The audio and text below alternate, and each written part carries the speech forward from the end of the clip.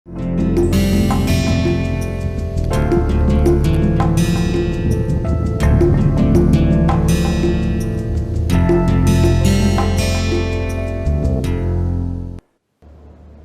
कि मैंने पहले भी कहा है कि इकोनॉमिक्स की पढ़ाई बिना गणित के नहीं हो सकती है। गणित एक तरह की भाषा हो गई है, इकोनॉमिक्स की पढ़ाई के लिए लैंग्वेज हो गई है। हम लोग जब मॉडल बनाते हैं इकोनॉमिक्स में तो वो मैथमेटिकल मॉडल होता है, गणितीय मॉडल होता है, और उसको हम लोग एनालाइज करते हैं, उसका विश्लेषण करते हैं, उसके रिजल्ट्स को समझने का प्रयास करते हैं। तो उसी कड़ी में हम आगे बात करते हैं ऑप्टिमाइजेशन की। ये एक बहुत ही इम्पॉर्टेंट थिंग है इकोनॉमिक्स के लिए। आप समझ लीजिए, इकोनॉमिक्स में हमने जो बात की है कि इकोनॉमिक्स के अध्ययन का जो कारण है वो है लिमिटेड रिसोर्सेज, सीमित संसाधन और असीमित चाह, अनलिमिटेड वांट्स। तो हम कैसे अपने अनलिमिटेड वांट्स को ज़्यादा से ज़्यादा प्राप्त करें, उसके लिए हमें ऑप्टिमाइजेशन की ज़रूरत होती है।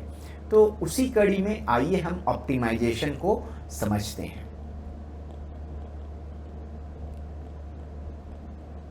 ऑप्टिमाइजेशन को हिंदी में इष्टमीकरण भी कहते हैं या अभिष्टीकरण कहते हैं, बट हम लोग ऑप्टिमाइजेशन, बड़ा ही इम्पोर्टेंट शब्द है, इसको याद कर लेना बेहतर है। ऑप्टिमाइजेशन शब्द का यूज़ करेंगे। दो तरह की ऑप्टिमाइजेशन की बात करेंगे। एक होगा मैक्सिमाइजेशन, जिसको अधिकतमीकरण कहेंगे,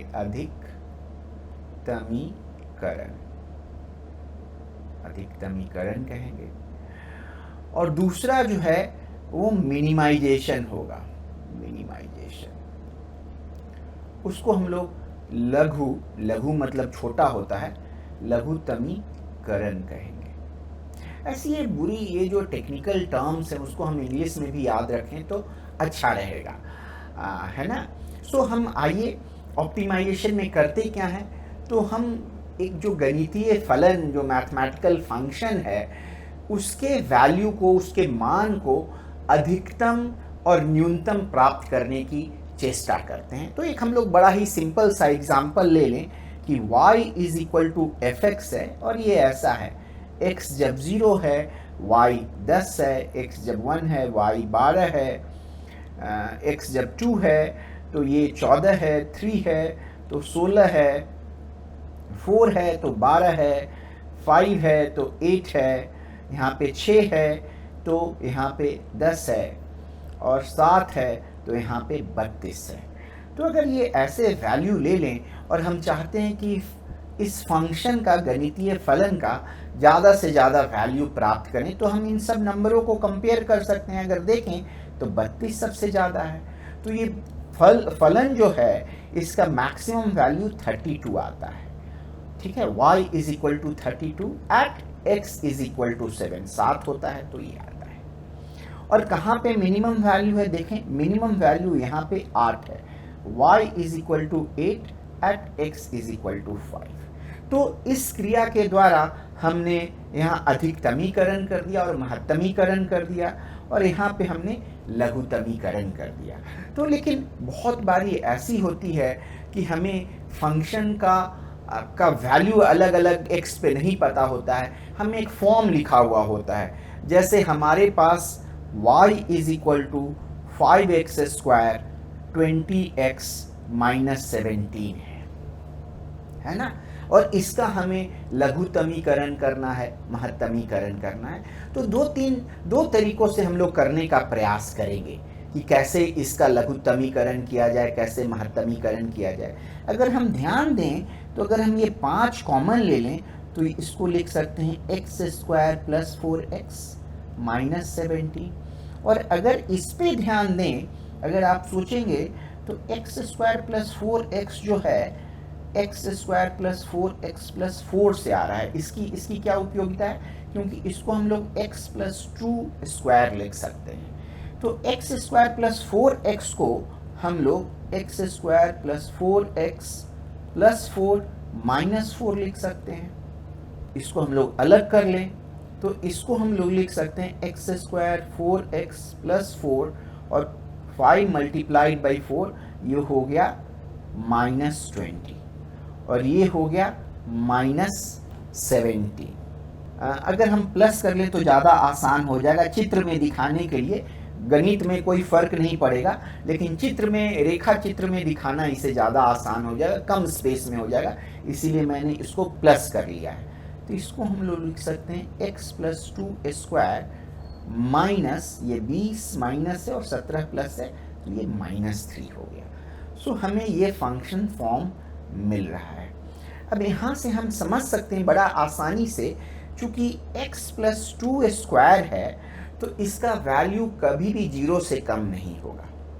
मिनिमम वैल्यू ये जो वैल्यू होगा ये 0 और 0 से ज़्यादा होगा। क्यों? क्योंकि ये स्क्वायर है और ये 0 व्हेन x = -2 लें तो -2 + 2 0 हो जाएगा और 0 का स्क्वायर 0 होता है। 5 को जब 0 से मल्टीप्लाई कीजिएगा तो फिर 0 आ जाएगा और -3, यहाँ पे y = -3 होगा। यही मिनिमम वैल्यू है y का जो आपको मिलेगा। अधिकतम वैल्यू अब हमें कैसे मिलेगा, ये समझने के लिए इसका हम लोग ग्राफ प्लॉट करते हैं, इसका हम आरेख बनाते हैं, देखते हैं कैसे होता है। आरेख बनाने के दो उपाय हैं। एक तो आप x का डिफरेंट वैल्यू ले लीजिए, 0 पे क्या है, 1 पे क्या है, -1 पे क्या है, 2 पे क्या होगा, -2 पे क्या होगा। फॉर एग्जाम्पल x 0 है तो यहाँ से आपको y 17 मिलेगा, क्योंकि यहाँ भी 0 हो जाएगा, यहाँ भी 0 हो जाएगा, तो ये 17 बच जाएगा। x जब -1 है तो यहाँ से आपको 2 मिलेगा, आप चेक कर लें, ये 2 मिलेगा आपको। और x जब -2 है तो यहाँ आपको 0 मिलेगा और यहाँ पे 83 मिलेगा। क्योंकि 17 रखते तो और बड़ा हो जाता, -17 रखते तो यहाँ पे +17 रखा है मैंने। तो आप इससे प्लॉट करने की कोशिश कर सकते हैं कैसे चेंज हो रहा है वैल्यू। सो -2 पे 0 है यहाँ पे, सो ऐसे जा रहा है। एक तो ऐसा हमने पहले भी ट्राई किया है, ऐसे होगा, ऐसे आपका ग्राफ बन के आ रहा है। अगर आप ध्यान देंगे, अगर आप जैसे जैसे इस डायरेक्शन में बढ़ रहे हैं और इस डायरेक्शन में बढ़ रहे हैं, y बढ़ता ही जा रहा है, कभी रुकने का नाम नहीं ले रहा है, तो हम यहाँ पे मैक्सिमम नहीं खोज पाएंगे, यहाँ पे मैक्सिमम एग्जिस्ट नहीं करेगा, उपलब्ध नहीं होगा। हम जैसे जैसे x को बढ़ाएंगे वैसे वैसे ज़्यादा y मिलता जाएगा। दूसरा तरीका है ग्राफ बनाने का, उसको भी समझ लें मैक्सिमाइजेशन में, कि जैसे हमें ये ड्रॉ करना है x + 2² -3। तो हम शुरू करते हैं, यहाँ पे रूप देखते हैं, बेसिकली इसमें कुछ x² जैसा है। तो हम x² को कैसे ड्रॉ कर सकते हैं, यहाँ पे हो गया x, यहाँ पे हो गया y। अगेन इस तरह से वैल्यू ले करके हम एक समझ लें कि x जो है सो ऐसा दिखेगा, y = x²। अब हमारे पास x² तो है नहीं, हमें करना है x + 2² चाहिए।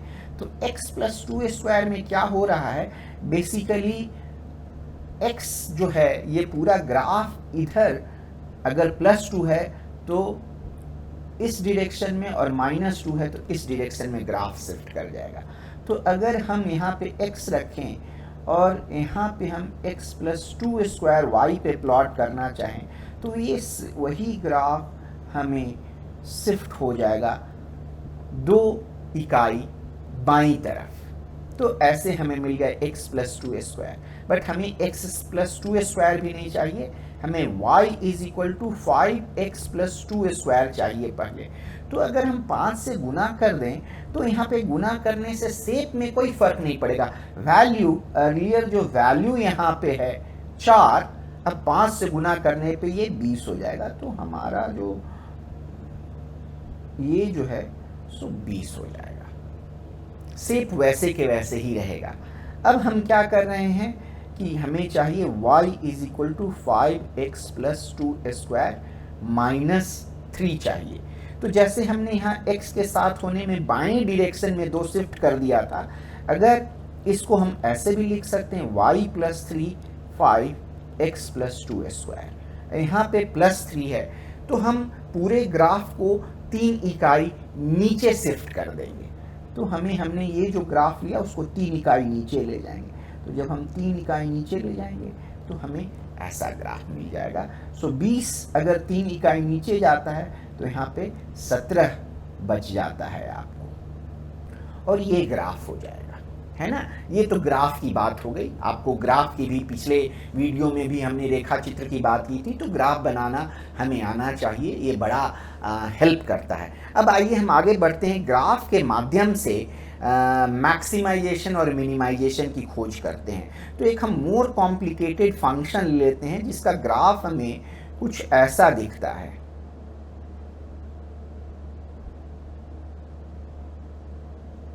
ना,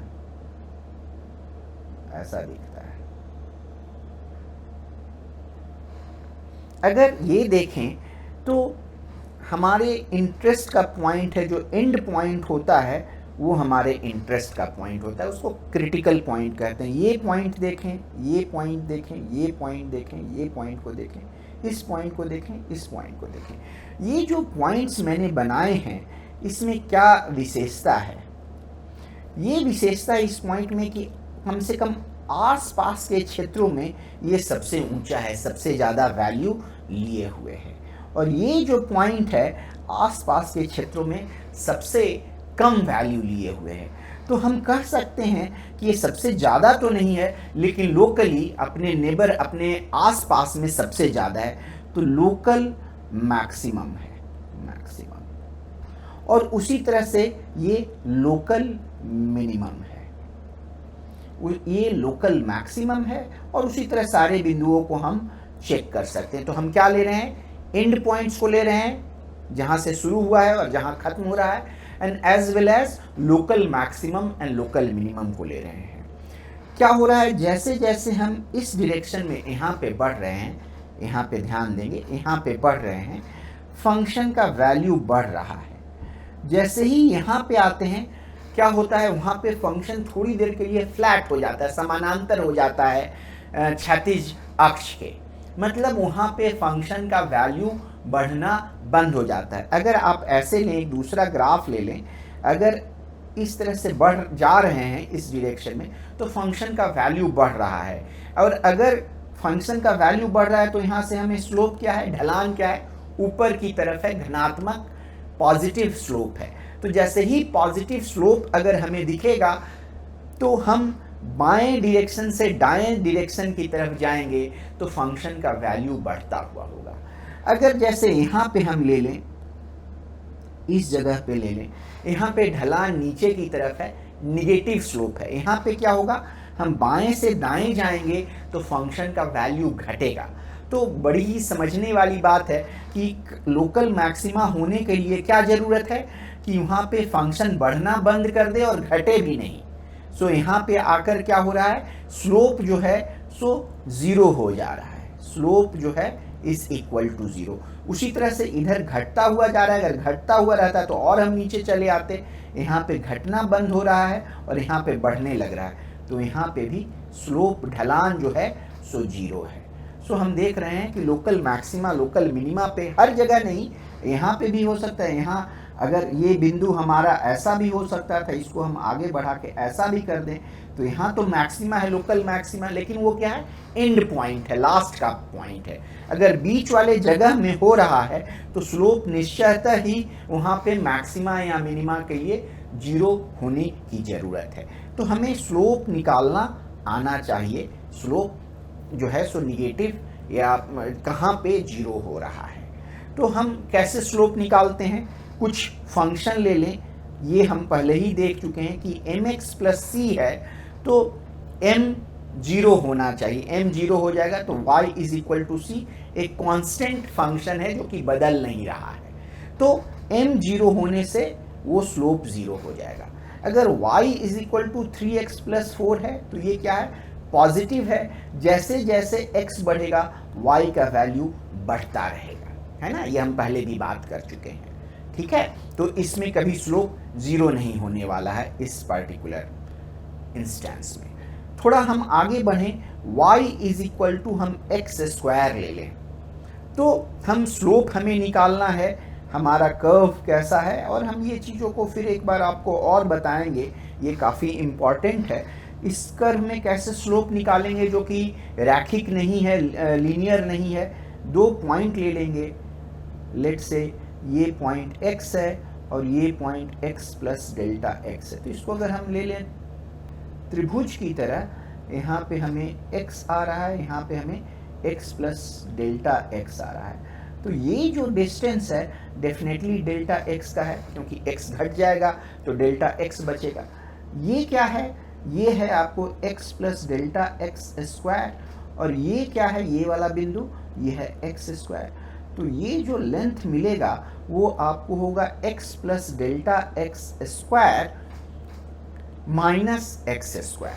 और चूंकि हमें स्लोप निकालना है, ढलान क्या है, तो इसको हम डेल्टा x से डिवाइड कर देंगे। तो x square 2x delta x, ये जो है ना, चूंकि a plus b whole square का फॉर्मूला लगा देंगे, जो कि ज़रूरत हो पढ़ने पे आप चेक कर सकते हैं, a square plus b square plus 2ab, और आप आगे पीछे ये लिख सकते हैं। तो x square 2x plus delta x plus delta x square minus x square divided by delta x। तो ये कैंसिल हो जाएगा, आपको बच गया 2x delta x plus delta x square divided by delta x। और ये हो गया, अगर आप डेल्टा x कॉमन ले लें तो 2x plus delta x divided by delta x, आपको बच जाएगा 2x प्लस डेल्टा x। पर डेल्टा x तो हमने अपने मन से लिया है, ये बहुत छोटा भी हो सकता है, और जितना छोटा होता जाएगा ये वैल्यू अल्टीमेटली 2x के बराबर हो जाएगा। आपको मैं बहुत कम चीज़ें याद करने के लिए कहूँगा, लेकिन ये चीज़ याद करने के लिए कहूँगा कि अगर y is equal to x to the power n हो तो स्लोप जो है आपको मिलेगा यहाँ पे n x to the power n minus 1। और दूसरी बात मैं याद करने के लिए आपको कहूँगा कि y इज इक्वल टू अगर fx प्लस gx है, तो y का जो स्लोप है वो स्लोप जो होगा fx का प्लस स्लोप जो होगा gx का, उन दोनों का जोड़ होगा। जैसे आपको एक एग्जांपल ले लें, y is equal to x cube plus x square, तो इससे क्या स्लोप आता है, हम ये फॉर्मूला यूज करें, n यहाँ पे 3 है, so 3x to the power 3 minus 1, और x स्क्वायर का क्या होगा, हमने यहाँ निकाला ही था 2x। सो स्लोप हो जाएगा, स्लोप ऑफ y हो जाएगा 3x स्क्वायर प्लस 2x। आपको मैं हिंट दे दूं ये एज अ होमवर्क कि हमने xn का कैसे स्लोप निकाला है, कि x में बदलाव होगा, अगर x से x प्लस डेल्टा x तो ये n बनेगा, minus x to the power n divided by delta x। और जहाँ जहाँ कहीं भी डेल्टा x टर्म होगा, इफ़ डेल्टा x बहुत छोटा हो जाए तो वो वैनिश हो जाएगा, ख़त्म हो जाएगा, और आपको ये मिलेगा n x to the power n minus 1।